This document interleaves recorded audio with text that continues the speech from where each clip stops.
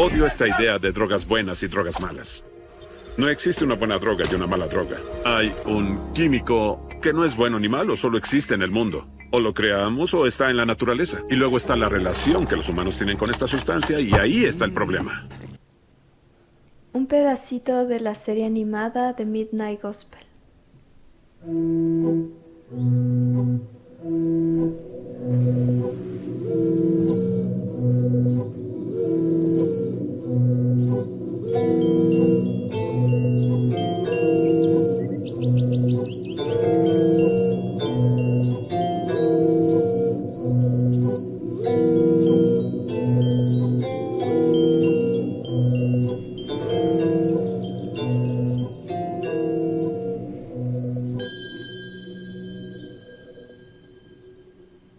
Hoy nos sentamos un momento, dejamos reposar el cuerpo para que nuestra voz y nuestra mente se muevan libremente, sin rumbo fijo, para que naveguen gustosas entre memorias, cuentos, historias, mitos, poemas, desazones y saberes. En este instante fugaz, junto a todas esas cosas sutiles que nos conectan entre seres humanos, le damos un vistazo al universo complejo, fantástico que vive dentro y fuera de cada uno de nosotros. Buenas de Dios, yo soy Santiago Maldonado. Y yo soy Tania Rivadeneira y hoy vamos a hablar sin miedo a saber.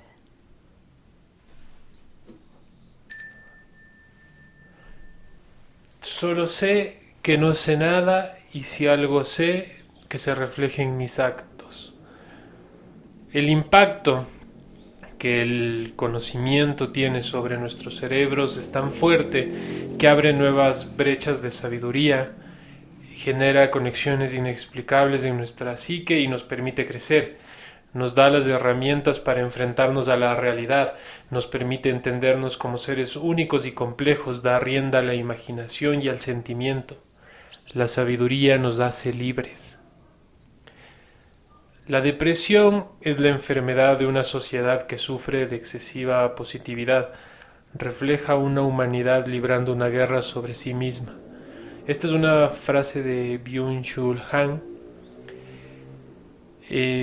filósofo al que la semana pasada cité de manera errónea cuando estábamos hablando de la necesidad espiritual del ser humano. Confundí su nombre con el del director de cine Bong Joon-ho. Y este pensamiento me acompañó hasta el día de hoy. Y me llevó a preguntarme qué significa el conocimiento y cómo se relaciona con nuestra memoria. ¿Importa más el mensajero que el mensaje? Interesante esto del pensamiento, del saber y la memoria. ¿Cuántas discusiones no nacen justamente solo porque cada persona Porque nos chocamos. cree que yo sí me acuerdo cómo eran los hechos y el mencionar cómo eran los hechos prolijamente parecería ser que es la como la prueba fidedigna de que esto sí pasó, por lo tanto yo sé cómo fueron las cosas. Esa es una terrible pelea, supongo, de todas las familias y supongo que todos la hemos vivido. Y en carne propia también, a veces nos sentimos dueños de la verdad. Desde un lugar... Yo tengo que decir, soy un gran cliente del demonio de las mentiras y el engaño propio. Pero no lo hago con maldad, quiero que aclarar eso. Pero soy un hombre seguro de su mentira. Y la lucho hasta el final. Es terrible, yo sé. Sí, pero bueno. Tengo que aceptar que también a veces caigo en eso. Porque sí, o sea, tendemos a entender el valor del poder como también una forma de superioridad.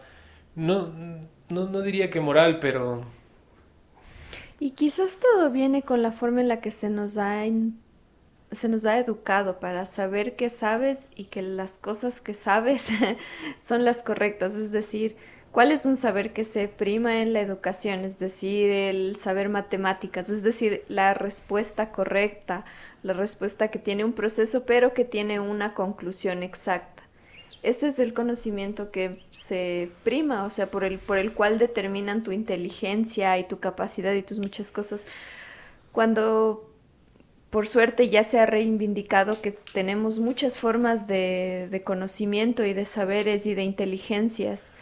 Y claro, no se nos educa para tener una inteligencia tal vez más sensible en la que digamos abiertamente esto, oye, tal vez no me acuerdo, pero creo que las cosas pudieron ser así, así.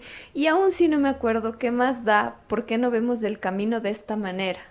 Entonces, Sí, no, desde esas instancias que son tanto la educación de la escuela como la educación de la casa, es de esta cosa de ser certero, no hay este momento de duda, de error, y es muy difícil, no sé si es como una cosa en todas partes, pero muy idiosincráticamente aquí, sí es muy difícil pedir perdón o decir, disculpa, me equivoqué. sí, sí, sí, sí, no En puedes hacer cosas eso. muy sencillas, las dices ya cuando la friegas demasiado grande ya tienes que pedir perdón, pero en cosas sencillas como, ah, no, me equivoqué, tú tenías la razón, uf, es tan complejo y al punto en el que no lo digo solo por los otros, es uno mismo el Sí, que, y prefieres poner excusas, ay, es que yo vi la cosa así, y dices cualquier clase de excusas después del perdón o antes de decir perdón para como justificar que de todos modos no estabas equivocado o que había una razón para que estés equivocado. claro, no te equivocaste tú.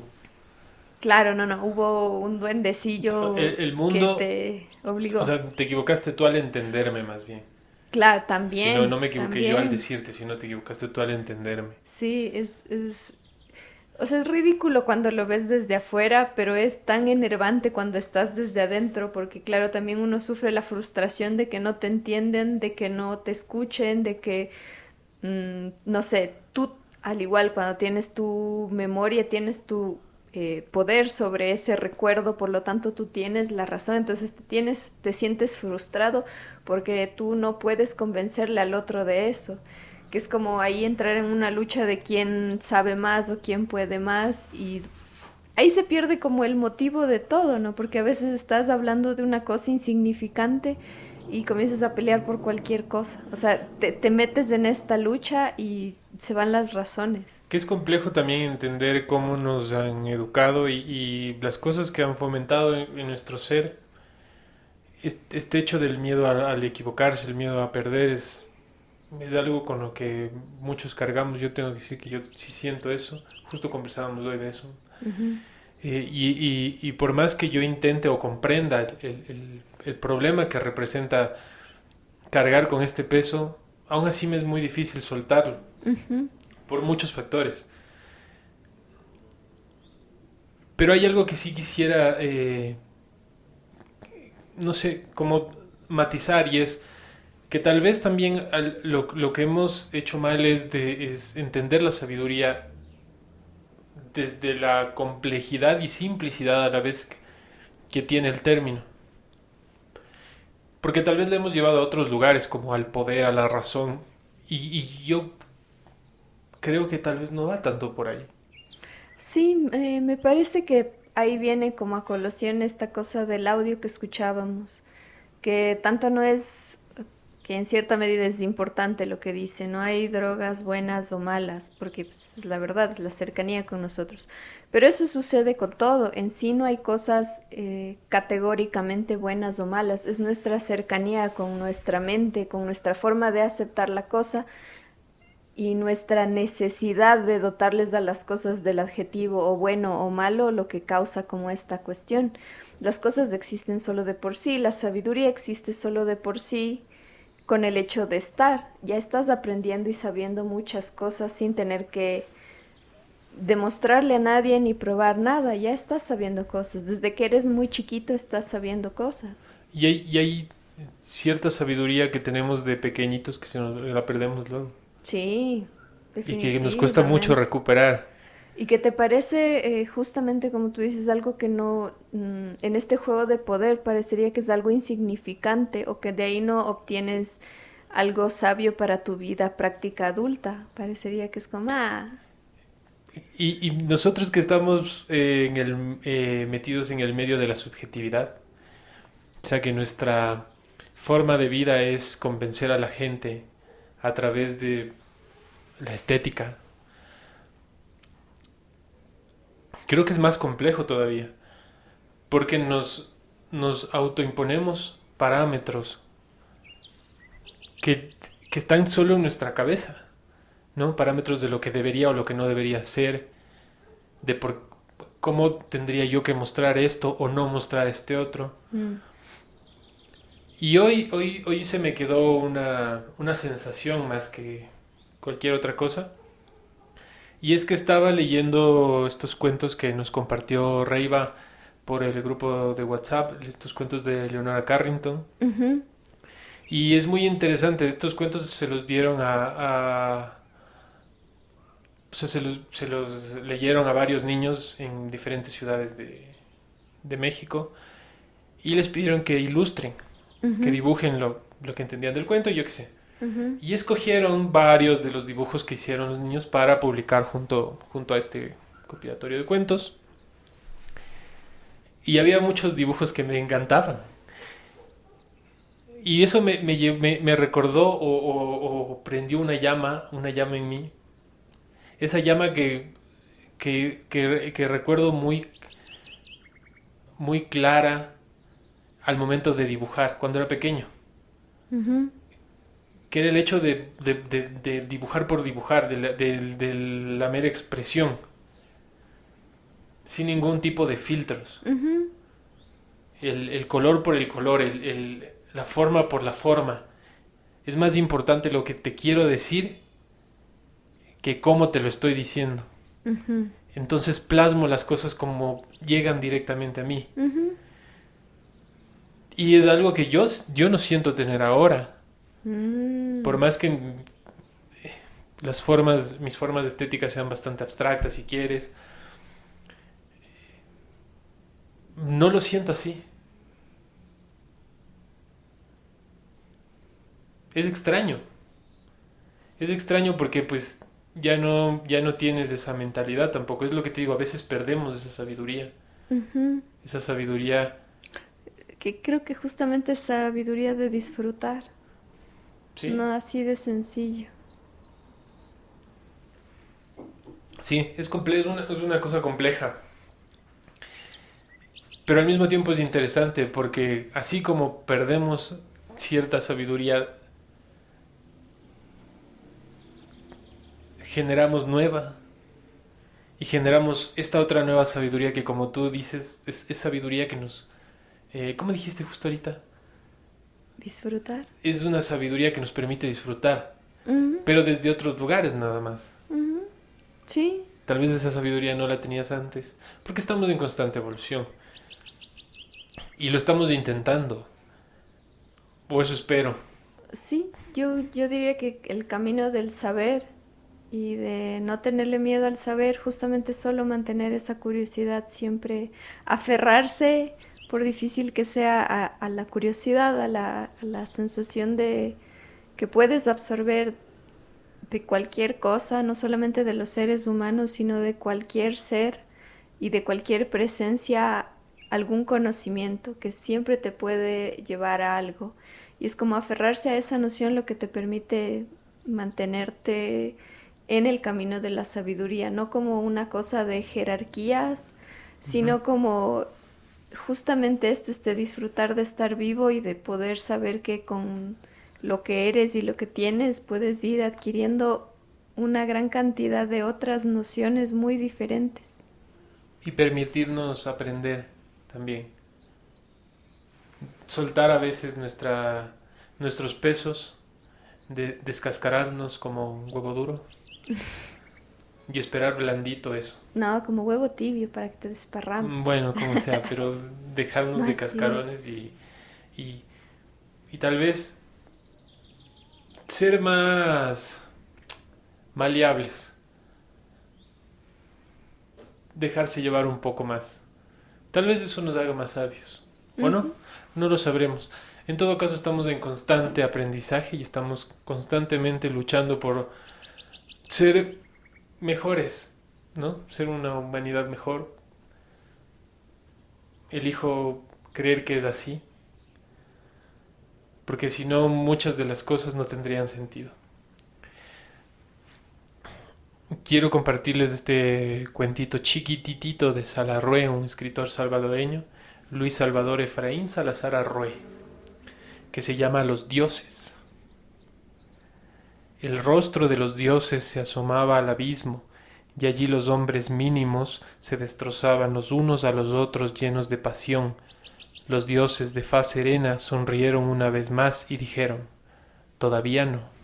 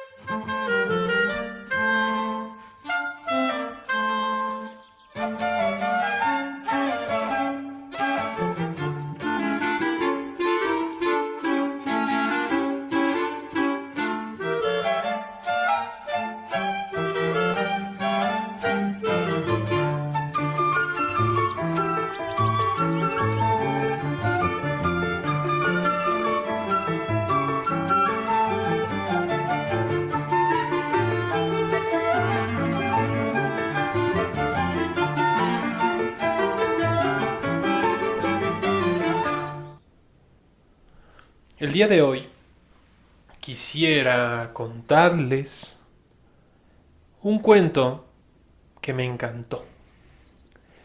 Se llama ¿Quién eres? Y fue escrito por Teresa Wilms Montt. Una de esas noches cálidas de verano, en que todo el cuerpo se vuelve pulmón para respirar, buscando fresco, con la dificultad del que busca oro, me dirigí con paso lento a las afueras de la ciudad. Después de mucho caminar y maldecir la temperatura, di con un rincón a mi gusto. Era una hondonada en medio de un rústico jardín, verde abajo, blando musgo, azul arriba, incendio de astros y como orquesta, una fuente deslizante entre las piedras. Libre de inquietudes, suspirando de bienestar, despojéme de mis atavíos, ridículos atavíos de moderno peregrino, y tendida la cara a los espacios me dispuse a soñar, dormir o espantar los mosquitos, que es la diversión obligada de todo paseo campestre. No lejos, ranas, sapos y otros molestos animaluchos oficiaban sabatinas en el saxofono de sus gargantas, cobijados bajo la espesura de las plantas enanas. Pardos murciélagos dibujaban misteriosos círculos en el aire y las luciérnagas chisporroteaban en la sombra, zafiros y esmeraldas. Desnuda la noche abanicábase en la corona de los árboles, lanzando a los cielos su respiración agitada. A sus pies las rosas exhalaban el perfume de la tierra fecunda. ¡Qué beatitud seráfica dentro de mi ser! ¡Ay, si llegué a creer que había muerto! Adoro la noche que nos hace sentir la placidez del alma naturaleza, la santidad de tanto ser que vive más allá del pensamiento, y como os decía, tal era mi paz interior que imaginé que había muerto. Profundo fue mi letargo, no supe darme cuenta de si aquella voz que hablara a mi oído era voz humana o voz de presentimiento. Comenzó así: vengo desde muy lejos a reposarme y encuentro que has usurpado mi sitio, pero no importa, quédate. Desahogaré contigo, criatura mortal, el secreto amargo que traigo de mis andanzas por esos mundos de seres intangibles. Presta atención, susurró la extraña voz. Los hombres del siglo pasado me llamaron genio. Si te acercas a mi fosa verás sobre ella la insignia del búho sapiente. No desdeñaron elogios. También leerás en las preliminares páginas de mis obras la palabra inmortal. Sentí que la voz se hacía irónica, despedazada. Engreído en mis saberes todo penetré, ciencia, liturgia, magia, química, física, poesía, filosofía. Oh, loco delirio de soberbia, creí que en mi cabeza la verdad encendía su tea. Me proclamaron apóstol, quemando ante mí, humano icónico, los inciensos y mirras destinados a los dioses paganos. Bajo el sayal de humildad, rebelde de la modestia, pavoneábase erguido mi espíritu fatuo. Infeliz de mí, hueca estaba mi mente como espiga sin grano. En el apogeo de este nefasto esplendor llegó la inevitable. Irritada sin duda de tanta falsedad, de un solo tirón, despojóme de la mísera vestidura que ahora pudres entre laureles, allá en el rincón del camposanto.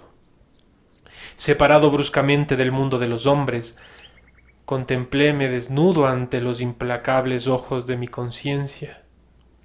En un instante, la muerte habíame transformado en juez de mi propia causa. Tuve horror de ver tanta bajeza reunida. Enrojecí, vergüenza sentí de mezclarme con las otras almas errantes del espacio, y huí del fulgor de los astros hasta perderme en la nebulosa. Interesadas mis compañeras en el fallo de mi conciencia, único árbitro de ambos mundos, siguieron mi vuelo. Yo me esforzaba por aventajarlas. Una de ellas, la más frágil de todas, comprendiendo la tristeza que me embargaba, me siguió llena de lositud. Al oír junto a mí el ruido de sus alas, apresuré la fuga y de un solo envión me hundí en las frías sombras. «¡Detente, hermana!», gritaba mi perseguidora. «¡Detente, alma temeraria! Esa región del Saos donde te lleva tu fatal vuelo está inexplorada. Grave peligro te amenaza. Por Dios, retrocede, te lo suplico». Como hacía poco había perdido mi humana envoltura, aún perduraba en mí los instintos y movido de curiosidad le interrogué. Afable, plena de gracia, respondióme: «Vas hacia lo ignoto, hermana. Desde hace muchos siglos nadie ha penetrado el paraje donde diriges el vuelo. Hay en él algo inexplicable. En vano yo y mis compañeras hemos tratado de indagarlo. Tal vez ocultó allí el Creador el arcano que rige los mundos. Tal vez sea la nada. No sé, pero no intentes penetrar la nebulosa». Yo escuchaba y mi espíritu nacía una esperanza. Quizá encontraría en aquel sitio la expiación de mis pasadas flaquezas. Qué grande alivio, sin pensarlo más, seguí avanzando en las tinieblas. ¿Cuánto tiempo estuve allí? Lo ignoro. El silencio me envolvía en fajas de hielo, iba petrificándome como pedazo desprendido de planeta muerto. Desesperadamente trataba de luchar contra el sopor que embargaba mis alas. Creí sucumbir. Jamás olvidaré, aunque atraviese los siglos, jamás la dulce sensación que experimenté cuando una mano de mujer, mano blanda cual las blandas manos de las madres humanas, tomándome como un pajarillo entre sus dedos, cobijóme en el tibio hueco de las palmas. Luego, con una voz que no escuché tan armoniosa en los tiempos de mi juventud, me habló de esta manera: «Paz, hijo mío, paz. Muy osado debiste ser en el mundo cuando en esta región para ti desconocida te aventuras a tan arriesgadas empresas. ¿Qué te ha traído hasta mi solitario albergue? Después de Cristo no ha venido alma alguna a golpear mi puerta. Habla, hijo mío, ¿acaso seas el mensajero del mundo que a tanto tiempo aguardo?» Nada respondí. Inmenso dolor hizo inclinar mi frente. «Ven, apóyate en mi corazón, hijo de la tierra amada. Yo calmaré la angustia que leo en tus ojos, te daré serenidad». «Oh mortal, Si tuvieses la inefable dicha de escuchar la delicia de esa voz, pasarías los tiempos de rodillas, sumido en éxtasis. Pero esa voz se escucha más allá de la muerte y es sólo para aquellos que saben encontrarla. No continuaré hablándote de esa noble mujer, ella es modesta, las alabanzas hieren su oído.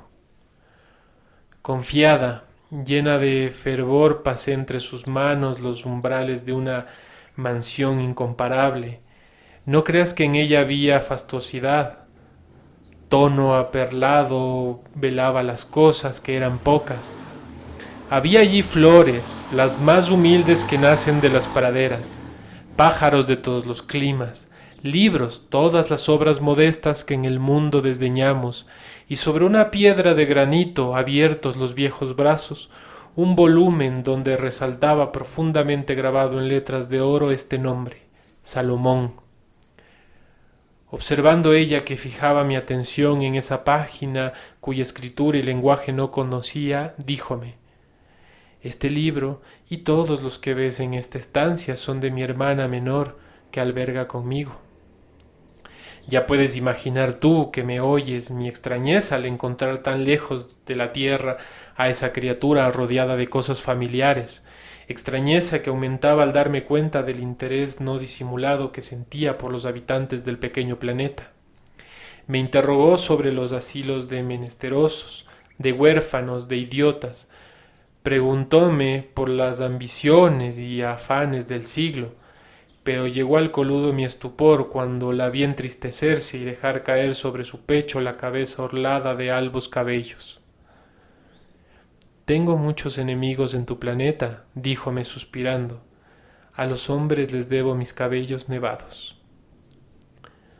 ¿Cómo? Interrumpí yo. ¿Cómo tú, que vives tan lejos del mundo, puedes ser maltratada allí? Así es, dijo ella inclinando la frente. No puedo explicarte, hijo mío, es demasiado doloroso, pero así es. Dime, te lo suplico, ¿quién eres, misteriosa señora? ¿Qué tan afable acogida me has hecho? ¿Por qué vives tan sola y retirada con tu hermana? Ella y yo estamos desterrados desde hace 20 siglos, me dijo. Cuando se consumó la tragedia del Gólgota, encarnecidas por los hombres, huimos de esa inhospitalaria tierra.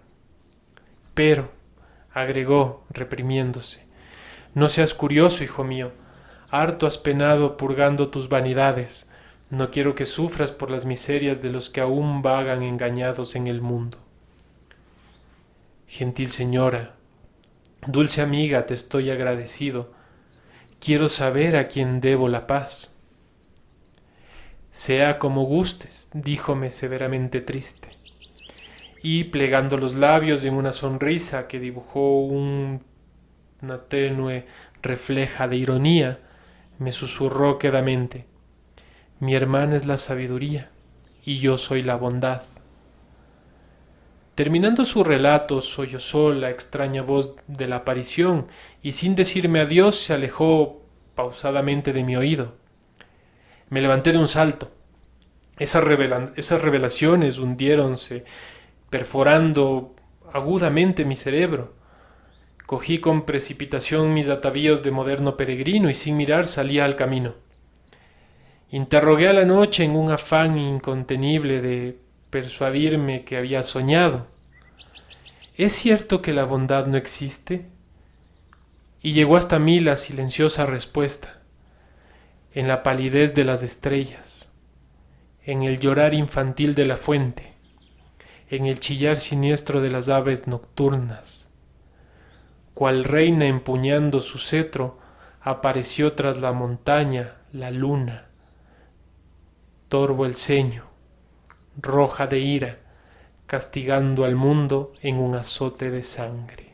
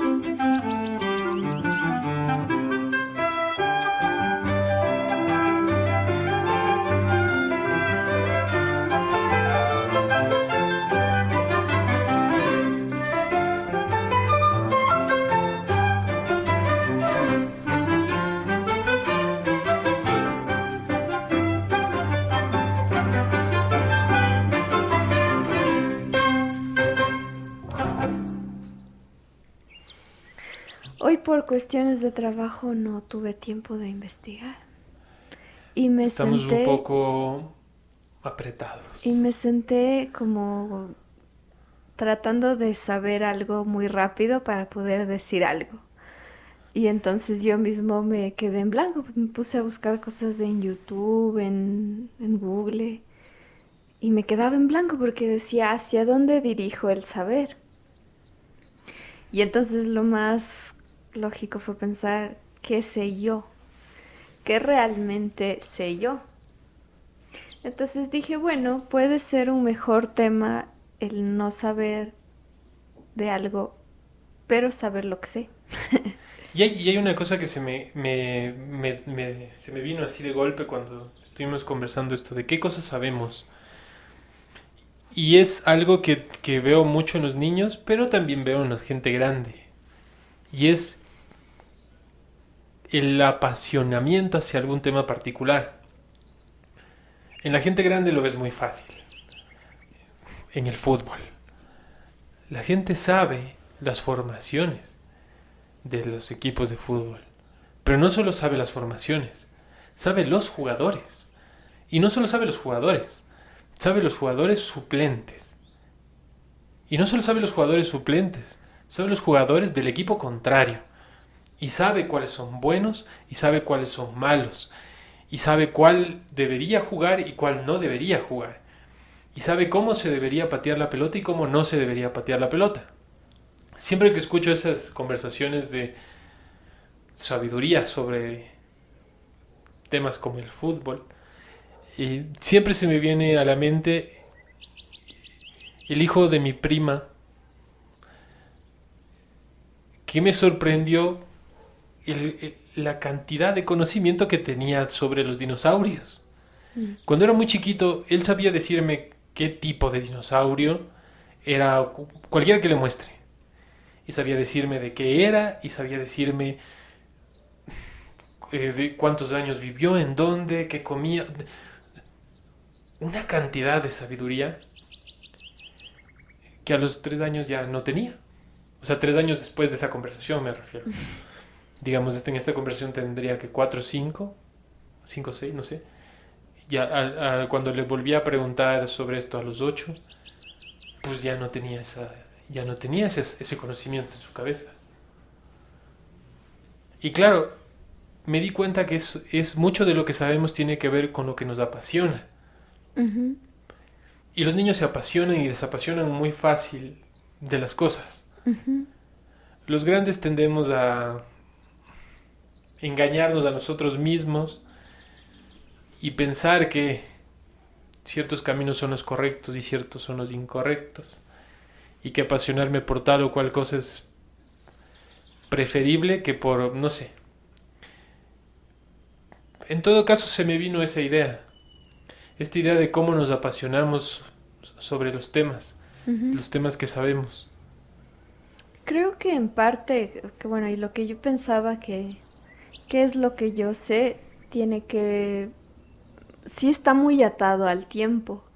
Las cosas que yo sé ahora o las que sabía hace 10 años no son las mismas que voy a saber en un poquito de tiempo. Es como tal vez una básica de la sabiduría que he aprendido, que es que todo cambia con el tiempo porque todo cambia. Tú mismo cambias y quizás lo que nos sucede es que, justo como decíamos al inicio, a nosotros se nos enseña que tienes que agarrar un camino y seguir por ese camino porque es como una especie de escaleras, tienes que ir subiendo para alcanzar algo que está arriba y está bien. Entonces para nosotros es como difícil reconocer que cambiaste, reconocer que ya no piensas igual, reconocer que no te gusta lo mismo, reconocer que no sientes lo mismo. Entonces, pero la verdad es eso, o sea, tú cambias en muchas cosas. Cambias, por ejemplo, en la música que te gustaba, y eso no significa que te deja de gustar, sino que empiezas a encontrar otras cosas nuevas porque tú te sientes de una forma distinta y porque te llevas con gente distinta, etcétera, etcétera. Y adquieres otra cosa. En ese momento requieres de escuchar otra música más alegre, más triste, qué sé yo. Entonces, claro, es eso, con el tiempo cambia lo que sabes y quién eres con eso también. Y es muy difícil justo esa cosa de nuevo de reconocer de que ya no somos los mismos ante nosotros mismos y ante los otros, pero es parte de lo que es, o sea, así es como es el camino de saber cosas. Sí, y hay otra cosa que quiero también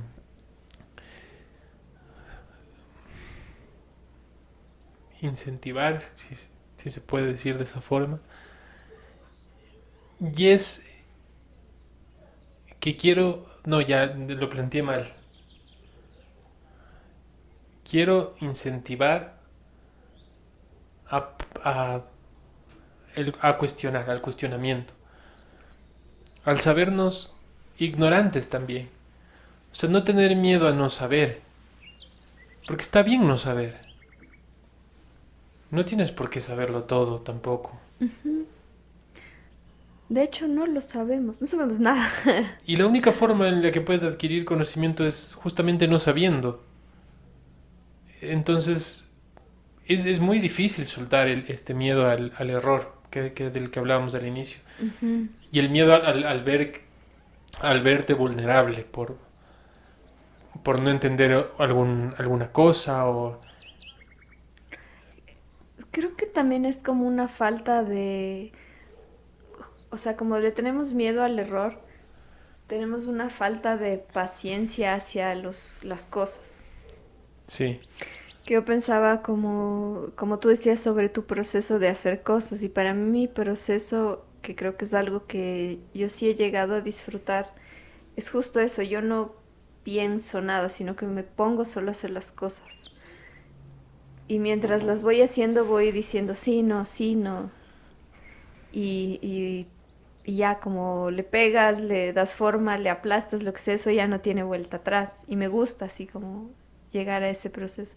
Y hay veces en las que es un día perdido en el que hago una cosa y ya, o sea, esa no es, que yo le llamo el sujeto beta, que siempre se queda ahí flotando en alguna parte. Y a veces es más de uno, son dos, pero por lo general es como un día, digamos, perdido. Y antes me producía muchísima frustración y me perdía en esa frustración. O sea, simplemente pensaba esta cosa de no puedo, o sea, no lo sé hacer, no va a pasar. Todas las cosas, eso, toda la carga negativa que hemos asociado con el no tener paciencia, con el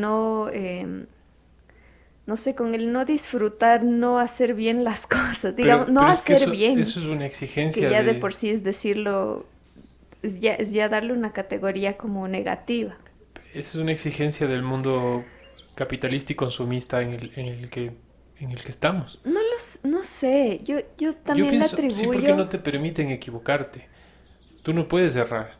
mm, bueno, supongo que es una cosa de, o sea, cada quien como elabora las cosas, ¿no? Para mí tiene que ver como con una cosa de no hallarme, como que cuando no me sale, no me hallo, como que me desbarato y me molesto. Ah, pero hablas Y antes desde me como desde tu perdía, perspectiva individual. sí, Ah, claro, ya, ya, ya. claro, claro. Perdón, estaba Y pensando en entonces otra me cosa. perdía y ya, o sea, dejaba. Y luego entendí que no, que es como más bien es de ese ensayo que te permite, o sea, una vez un profe con el que hacía papel maché decía, no importa, ya haces y ya está fuera, la idea ya la pusiste fuera de ti.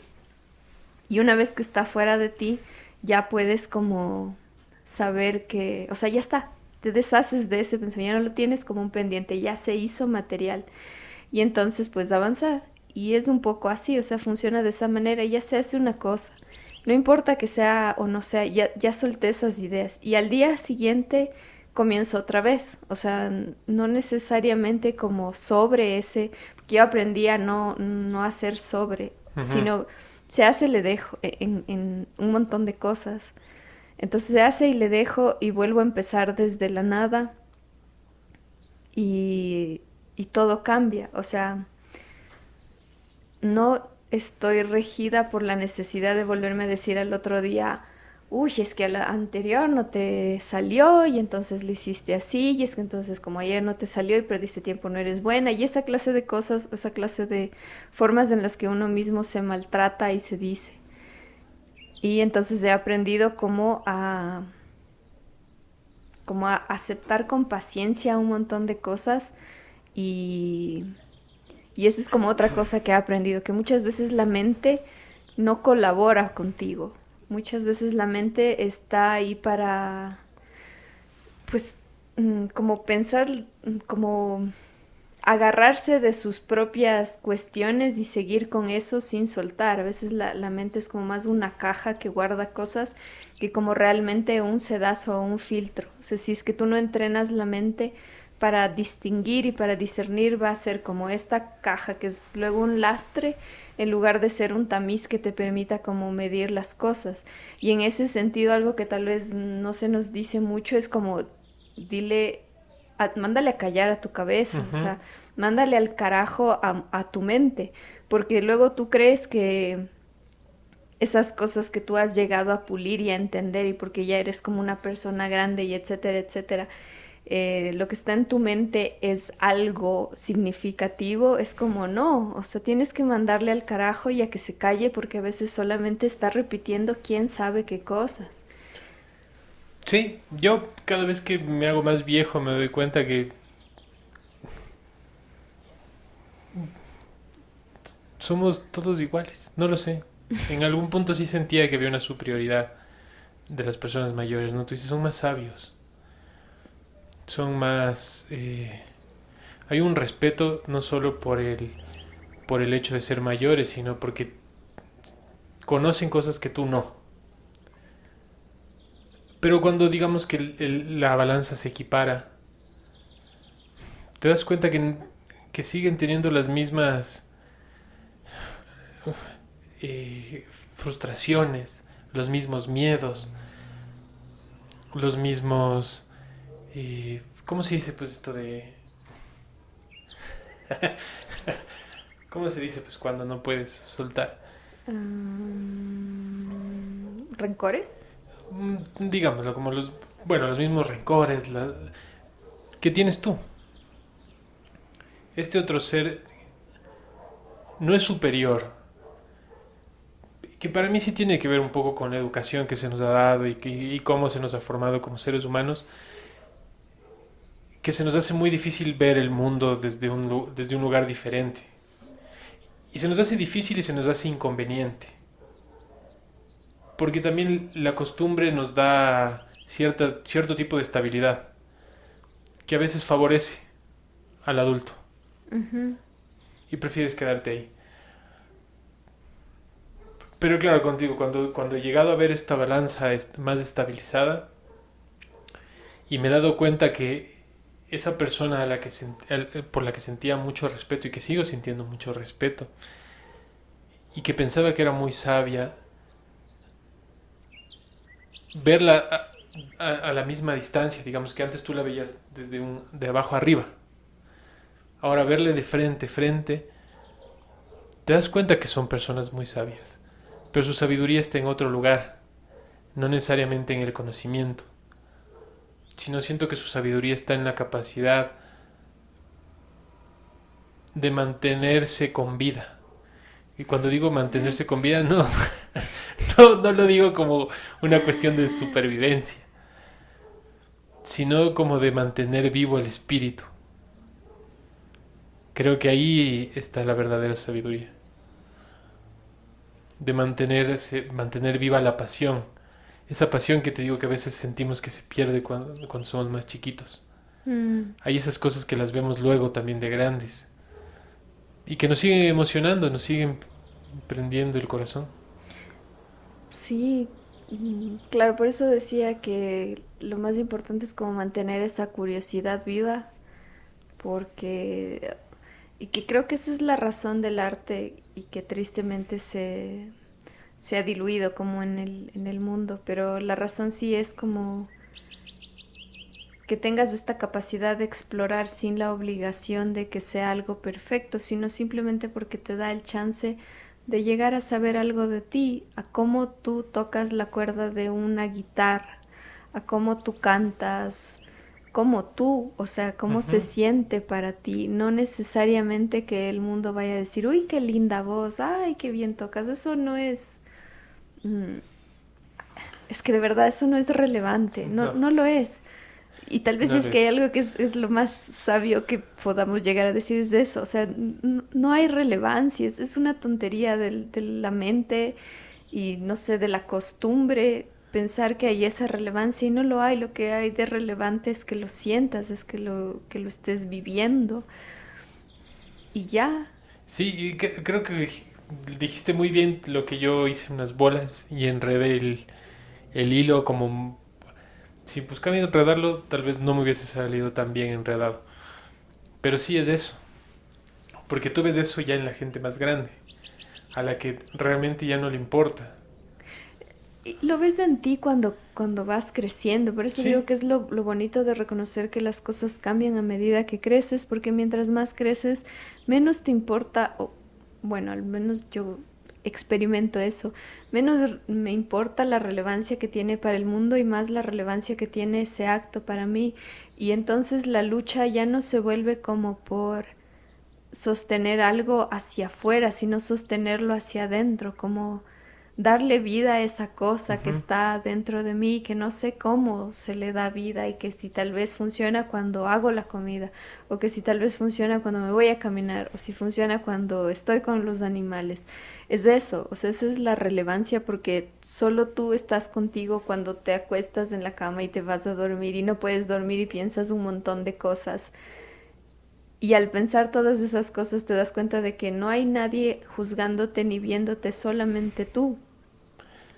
¿Y quién es esa conciencia, como en el cuento, que comparte contigo todo eso? Es solamente tu conciencia y son solamente tus ansias y son solo tus ideas de fracaso las que están ahí contigo.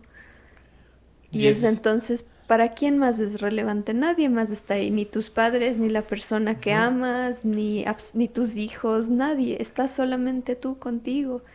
Entonces, claro, es ahí cuando te das cuenta de si yo tengo este poder infinito de yo mismo estarme juzgando, porque yo también tendría el poder infinito de empezar a disfrutar esto que soy. Porque la sabiduría y la bondad viven en nuestros corazones. Sí, todo eso está en nosotros, no es ajeno a nosotros y ese es tal vez lo triste del mundo, que el mundo te hace pensar que necesitas cumplir unos requerimientos para llegar a ser tal o cual cosa, ¿no? Y creo que eso es como tal vez de las cosas que más me gusta saber, es que todo el mundo sabe algo, todo el mundo tiene un conocimiento de alguna cosa, sin importar la edad. O sea, si tú tienes tu mente abierta, puedes aprender de absolutamente todo. Puedes solamente sentarte y escuchar y en el silencio aprender un montón de cosas. Entonces, lo que sí es como de las cosas que más me gusta saber es justo eso, que todo el mundo tiene una cosa chiquita o gigante o tonta o ridícula o lo que sea de sabiduría, pero la tiene. Y creo que lo más importante es justo eso, es como ahí está la esencia quizás del saber, es como reconocer esa cosa dentro de cada uno de nosotros y solamente hacerle brillar, hacer que brille hasta lo más posible y ahí es cuando el mundo se hace un mundo mejor.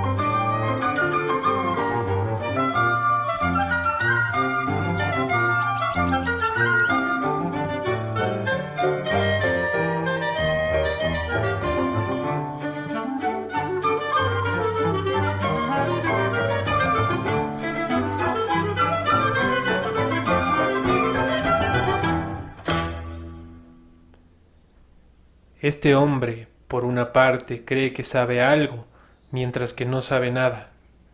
Por otra parte, yo, que igualmente no sé tampoco, creo. Sócrates. Continuando y concluyendo con esta ronda de cosas que sé que tengo mucha fe en el caos. Primero como método de observación, que eventualmente lleva a la acción. El descontrol que hay en el caos nos obliga a hacer, a tomar una postura, a escoger algo y ponerlo en un lugar, porque de otro modo el caos nos arrastraría con él. Entonces no hay mucho tiempo para pensar de forma estructurada, solo se puede estar, intuir, abrazar, soltar.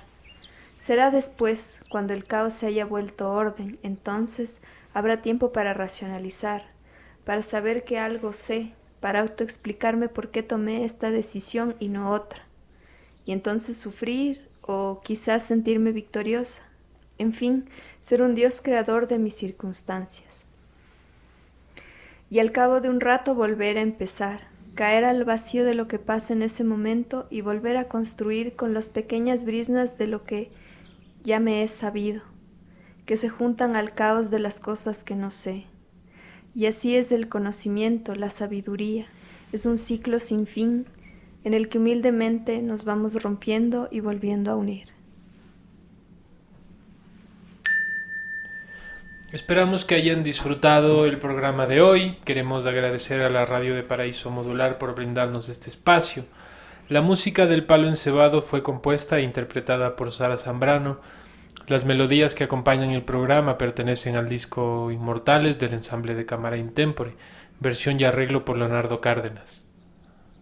Les invitamos a seguirnos en nuestras redes sociales como @elpaloencebado en Instagram y en Facebook como El Taller Las Manos del Diablo. Pueden escuchar este y todos nuestros episodios en Spotify o en nuestro canal de YouTube. También queremos agradecerles por seguirnos escuchando y seguirnos aguantando. Y comentarles que tenemos nuestros grupos en Telegram y WhatsApp, donde intentamos publicar constantemente noticias, curiosidades, videos interesantes, entre muchas otras cosas. Pueden unirse para conversar y compartir. Les invitamos a escucharnos la próxima semana a la misma hora por la radio de Paraíso Modular. No me gusta el trabajo, a nadie le gusta, pero me gusta que en el trabajo tenga la ocasión de descubrirme a mí mismo. Con estas palabras del escritor Joseph Conrad nos encontramos la próxima semana para hablar de los dulces labores. Recuerden siempre que no hay ni uno solo de nosotros que no sea portador de ese espíritu sagrado, un constructor de relatos, un perpetuador de tradiciones y por ende un generador de cultura desde cualquier contexto y realidad. Compartan abiertamente su sabiduría, sus historias, sus visiones, sueños, sensaciones y dolores. Las palabras pueden salir con ambigüedad, con rareza, mas escúchenlas pacientemente porque sin duda quedarán asombrados. Muchas gracias, nosotros somos del Palo Encebado.